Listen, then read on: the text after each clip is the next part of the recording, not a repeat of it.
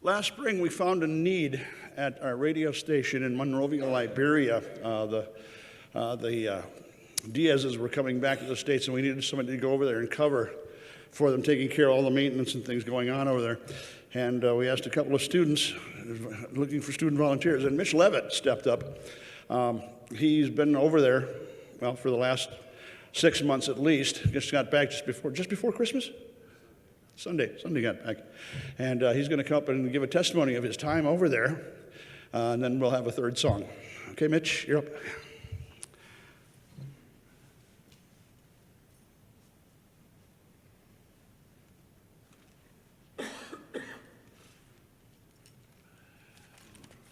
Well, I had to take some notes down of some of the things that I seen while I was over there. Otherwise, I'd find one thing that I seen and stick on that. So, yeah, like you said, my name's Mitchell. I've met some of you. Some of you I have not met. But I guess I'm just going to start with my way over there. At the beginning, the plane ride. There was, as I was going to each airport, in different countries, I seen, the difference in the people and the places that I was going. I kind of was used to America, and then I went to Brussels, Belgium, and the language is different, the people are different, and one thing I noticed when I went to Brussels was, they really like perfume and cologne there. So I'm like, this is kind of different, because here you don't really smell it there, but when you go there, you smell, you just smell it. And then on the plane, they're trying to sell you perfume. And it's like, this is just weird, But another thing, on that plane ride, on that trip, on the way there in Brussels, I just got done doing, I would say probably like 14-hour plane ride, from Fargo to Brussels, and not much sleep, tired.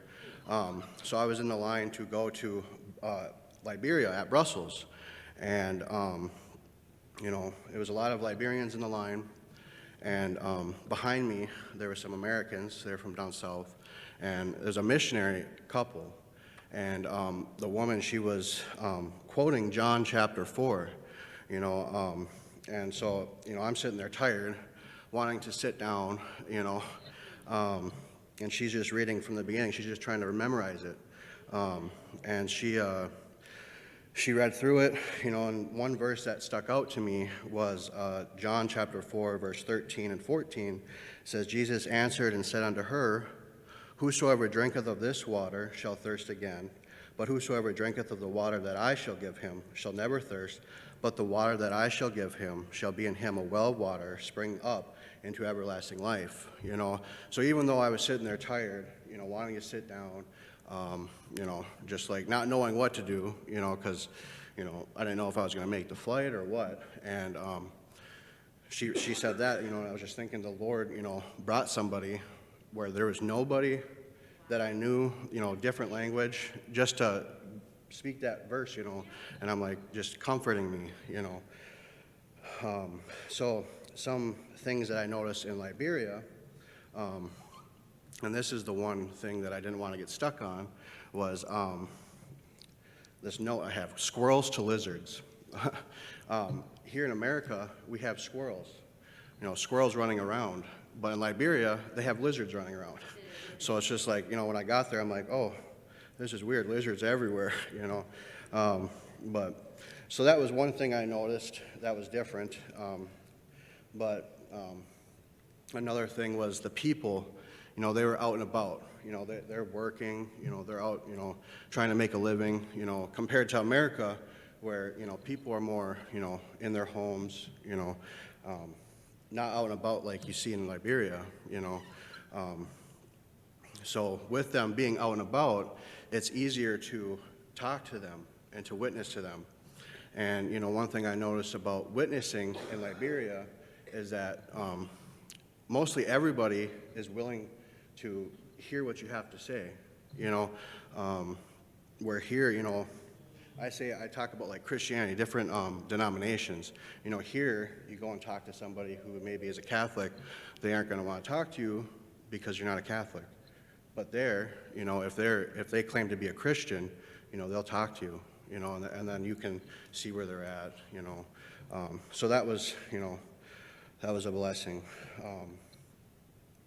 You know, the people there too, you know, they're very kind, you know.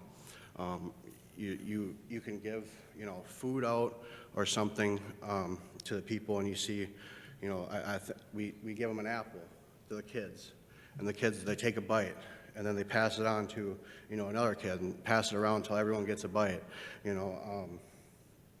So, you know, you just see these differences from here to there.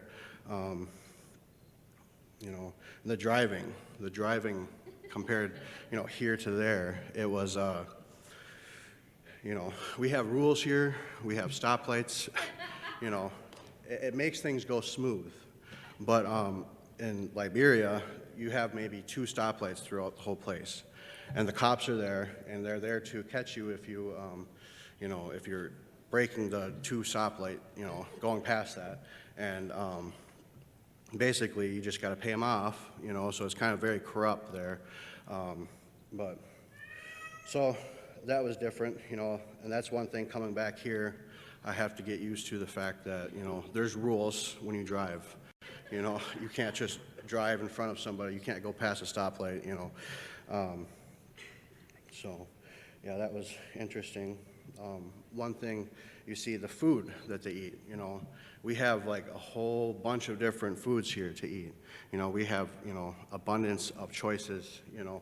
But there, you know, they have the same thing, I guess, but, you know, they have main dishes that they eat. You know, one thing that they eat along with, you know, the soup is rice, you know. So some of the foods that they have is cassava leaves, potato greens, water greens, you know, pepper soup, you know, a bunch of different stuff, but they eat that with rice. And in that food is fish, you know, meat, different kinds of meat, peppers, hot peppers, you know, all their food is hot.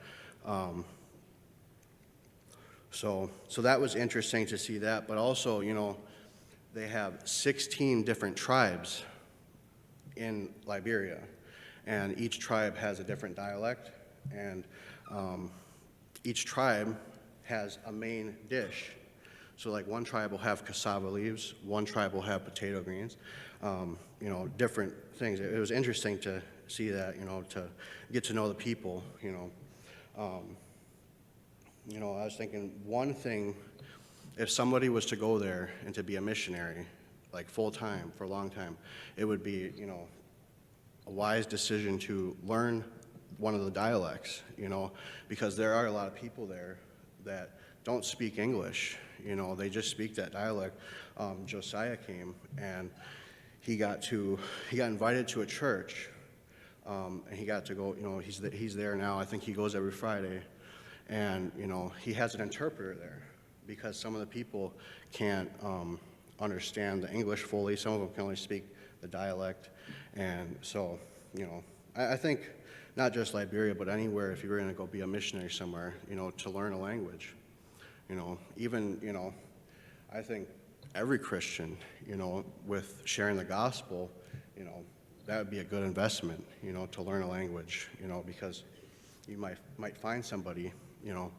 I came across a Muslim, and he only spoke like mostly Arabic, and, you know, I wanted to share the gospel with him, but I couldn't speak his language, you know. So, you know, I don't know. I mean, it's something that I've thought of being there. But yeah, was very, you know, it was a blessing, you know. As you're there, you know, doing ministry, you kind of see different ministry opportunities that are there. You know, some of the things that we did, you know, we did Bible studies. You know, there's a church plant there, the radio station. There's children ministry. You know, there's you know, handing out tracts, evangelizing.